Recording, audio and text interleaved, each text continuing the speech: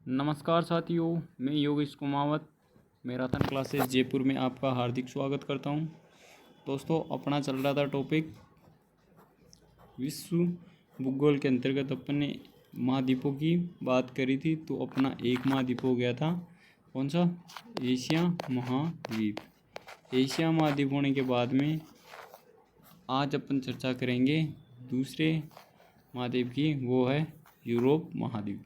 दोस्तों, एशिया महाद्वीप में अपन ने देखा कि कौन सा देश बड़ा है, कौन सा देश सबसे छोटा है।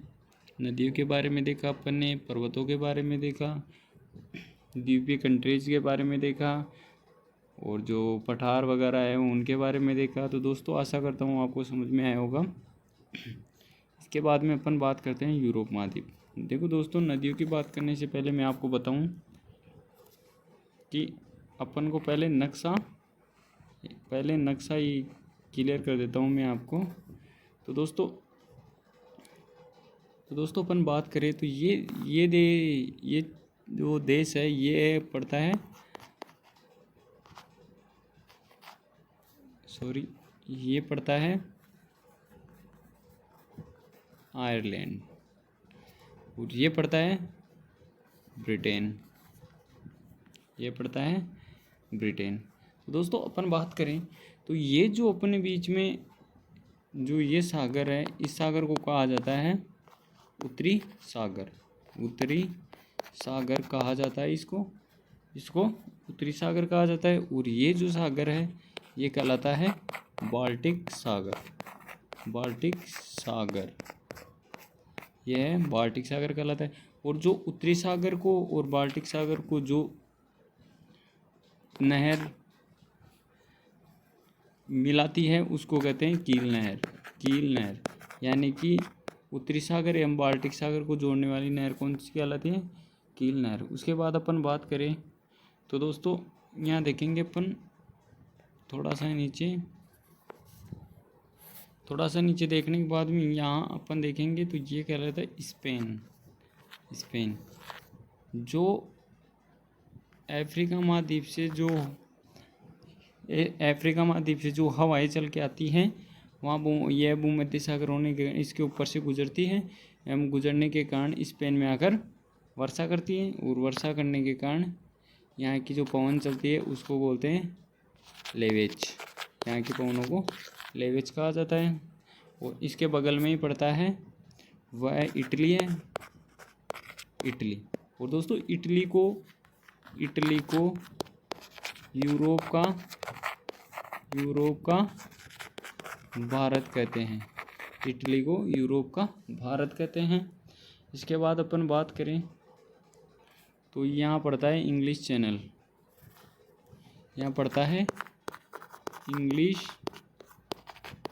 चैनल। दोस्तों ये है विश्व का एकमात्र स्थान है जहाँ 4 बार ज्वार और 4 बार भाटा आता है। 4 बार ज्वार और 4 बार भाटा आता है।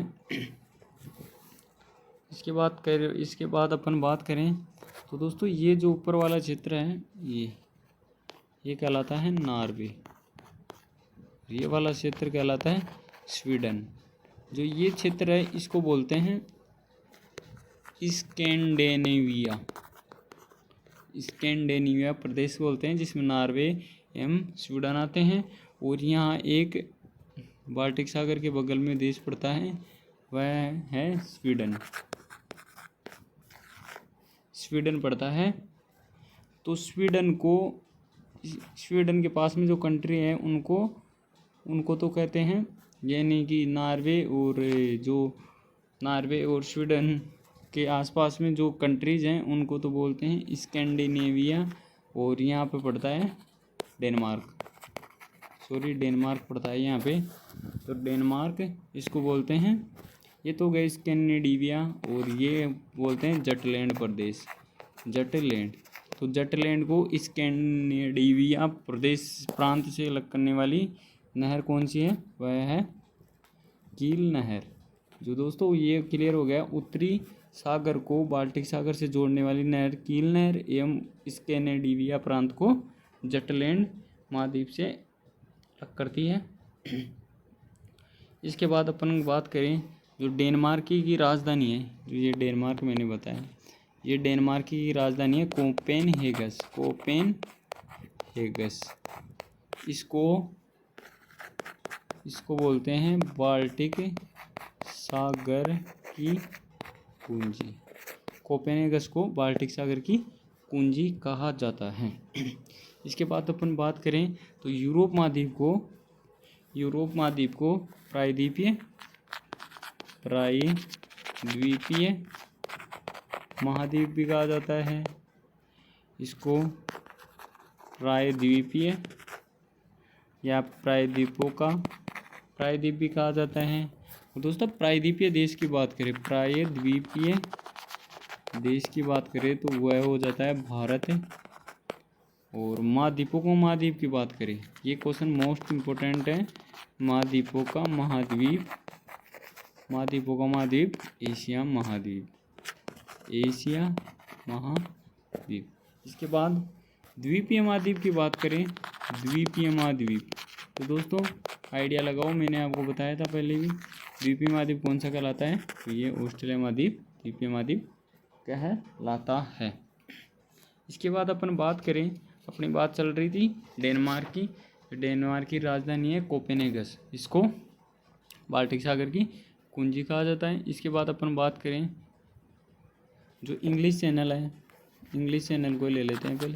इंग्लिश चैनल, इसको ड्रोवर संधि भी बोलते हैं, यहीं से ड्रोवर संधि निकलती है जो ब्रिटेन को फ्रांस से अलग करती है। और जो इधर अटलांटिक महासागर उसको उत्तरी सागर से जोड़ती है, वह ड्रोवर जल संधि है। दोस्तों मैंने आपको स्टार्टिंग में बताया था कि एक स्थान है फंडी की खाड़ी, वहाँ पर विश्व के सबसे ऊंचे ज्वार कहाँ आते हैं, फंडी की खाड़ी में। इसके बाद अपन बात करते हैं, ये नॉर्वे है। नॉर्वे की बात करें अपन तो नॉर्वे को फियोर्ड तटों का देश कहते हैं। फ्योर्ड तटों का देश किसको कहा जाता है, नॉर्वे को, क्योंकि यह अत्यधिक कटाफटा होने के कारण बोलते हैं इसको फ्योर्ड तटों। और एक है नॉर्वे की राजधानी है ओस्लो। नॉर्वे की राजधानी ओस्लो है। यहाँ शांति का नोबल पुरस्कार मिलता है। कहाँ पर, ओस्लो है नॉर्वे की राजधानी, जहाँ शांति का एक किसकी याद में बढ़ता है, अल्फ्रेड नोबल की याद में बढ़ता है। अल्फ्रेड नोबल कौन था, इसने डायनेमा की खोज की थी, किसने, अल्फ्रेड नोबल में। और जो आपको पता है कि जो नोबल पुरस्कार है वह 6 क्षेत्रों में दिया जाता है, तो बाकी के जो 5 क्षेत्र बचे वह स्टॉकहोम ये पड़ता है स्वीडन। यहाँ पर 5 नोबल पुरस्कार दिए जाते हैं जो 10 दिसंबर प्रतिवर्ष 10 दिसंबर को दिए जाते हैं, क्योंकि ये मानवाधिकार दिवस के रूप में मनाया जाता है। एक है दोस्तों फिनलैंड, कौन सा है, एक है फिनलैंड, इसको जीलोगा देश कहते हैं, जो मैंने आपको पहले बता दिया। एक है दोस्तों यूरोपीय संघ, जो यूरोप महाद्वीप का संघ बना हुआ है उसको बोलते हैं यूरोपीय संघ। इसमें टोटल 28 देश आते थे पहले, और इसकी राजधानी ब्रुसेल्स जो बेल्जियम की राजधानी है, यहाँ इसका मुख्यालय था। और इसमें से अभी ब्रिटेन अलग हो गया, तो इसमें 27 देश ही वर्तमान में आते हैं। इसके बाद अपन बात करें सबसे बड़ा देश एवं सबसे छोटे देश की बात करें अपन तो रूस, तो इसका सबसे बड़ा देश है क्षेत्रफल के अनुसार, और जनसंख्या के अनुसार फ्रांस सबसे बड़ा देश हैं। दोस्तों मैंने पिछली कक्षा में आपको बताया था कि जो जूरा पर्वत है, जूरा पर्वत, जूरा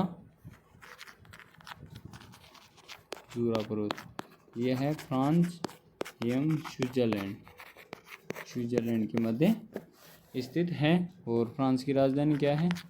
फ्रांस की राजधानी पेरिस। तो पेरिस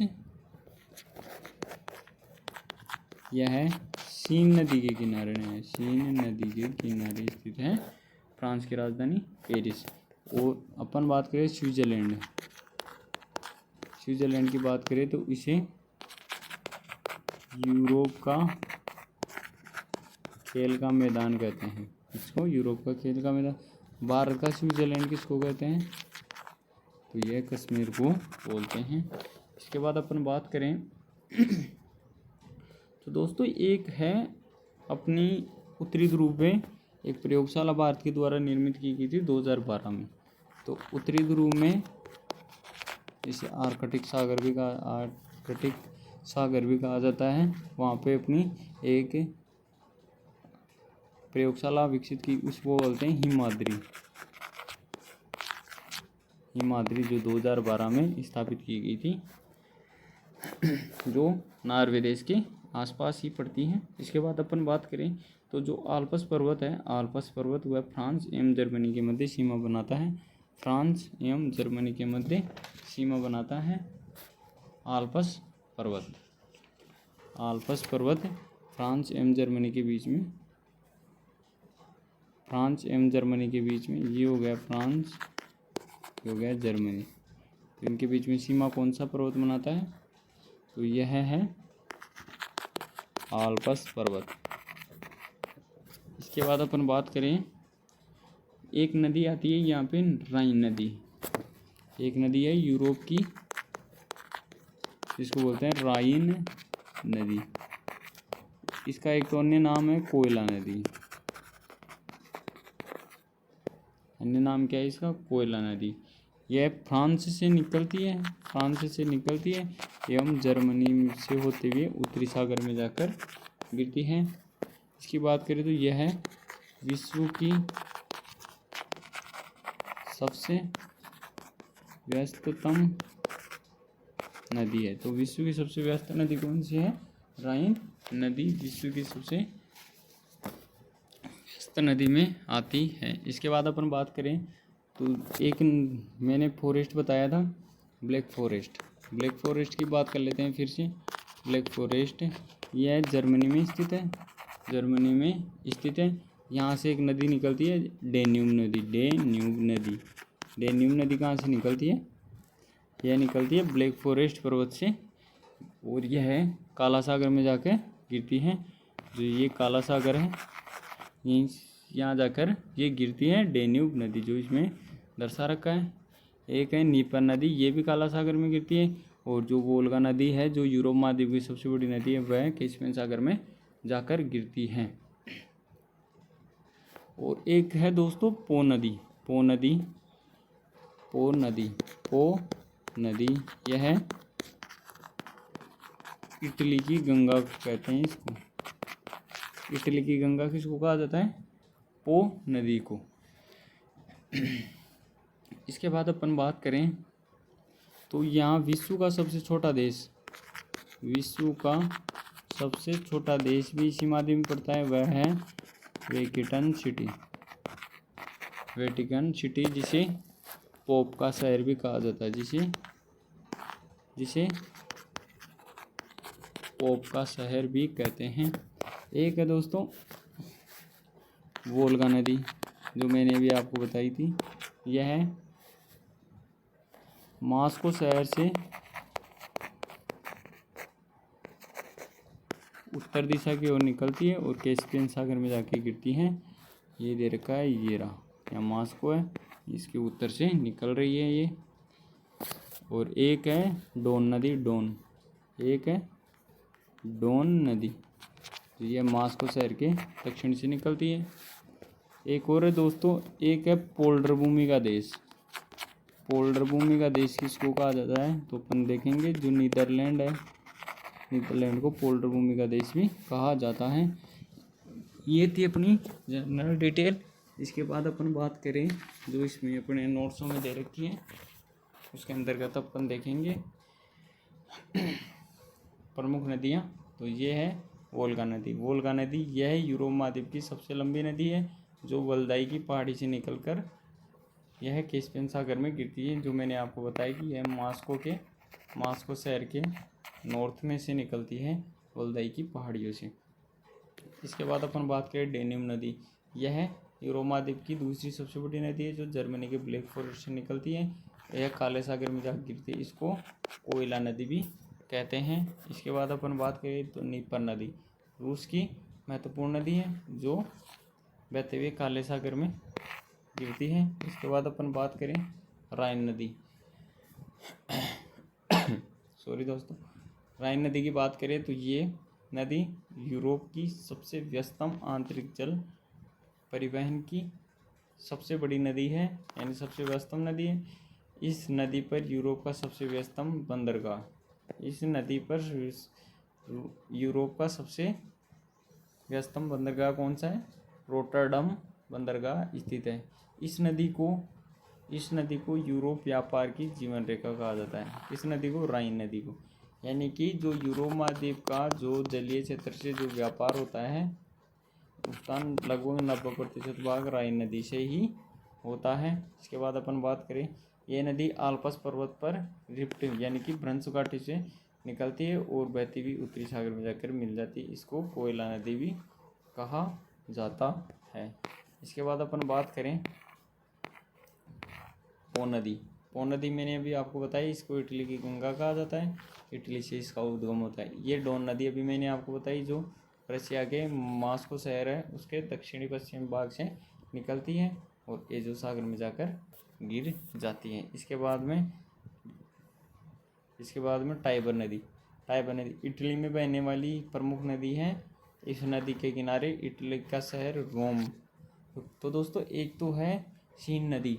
सीन नदी में मैंने क्या बताया था, जो फ्रांस की राजधानी पेरिस है, फ्रांस की राजधानी पेरिस, वह सीन नदी के किनारे स्थित है। और जो टाइबर नदी है, टाइबर नदी यह रोम टाइबर नदी। सीधा क्वेश्चन पूछता है कि जो इटली की राजधानी रोम है वह किस नदी के किनारे बसी हुई है, तो यह टाइबर नदी के किनारे स्थित है। और जो मैंने सीन नदी बताई वह है पेरिस के किनारे, ये सीन नदी बताई वह है जो पेरिस है, वह सीन नदी के किनारे बसा हुआ है। इसके बाद अपन बात करें तो टेम्स नदी, इंग्लैंड की राजधानी लंदन टेम्स नदी के किनारे बसा हुआ है। इसके बाद अपन बात करें तो दोस्तों तीनों को अपन एक जगह लिखें तो एक तो हो जाती है टेम्स नदी, दूसरी है टाइबर, तीसरी है सीन